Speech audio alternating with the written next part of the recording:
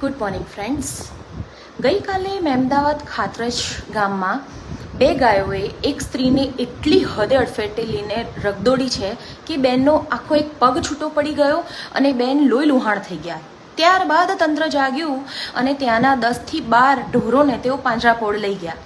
તો શું આવા હાદસાઓ થાય એની રાહ જુએ છે તંત્ર કે આવા 2-3 હાદસા થાય, 2-3 લોકો ઘાયલ થાય, પોતાનો જીવ ગુમાવે, એના પછી તંત્ર કામ કરશે? 2020માં મહેમદાવાદ નગરપાલિકામાં મેં આ બાબતે અરજી આપેલી કે રસ્તાના વચ્ચે જે ઢોરો ફરે છે એના લીધે નાગરિકોને મુશ્કેલી પડે છે. ત્યારથી આજ દિન સુધી કોઈ પણ નિકાલ એનો આવ્યો નથી.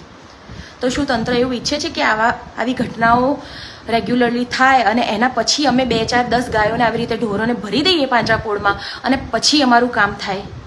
મારે નગરપાલિકાના પ્રમુખ તેમજ ચીફ ઓફિસરને નમ્ર વિનંતી છે કે આ તો ખાતરજ ગામની ઘટના છે, પણ આવું મહેમદાવાદ શહેરમાં થાય છે જ અવારનવાર.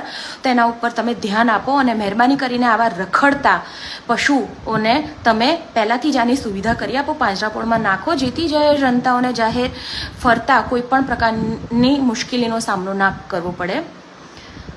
મારી નમ્ર અપીલ છે નગરપાલિકાને આ બાબતે. Thank you.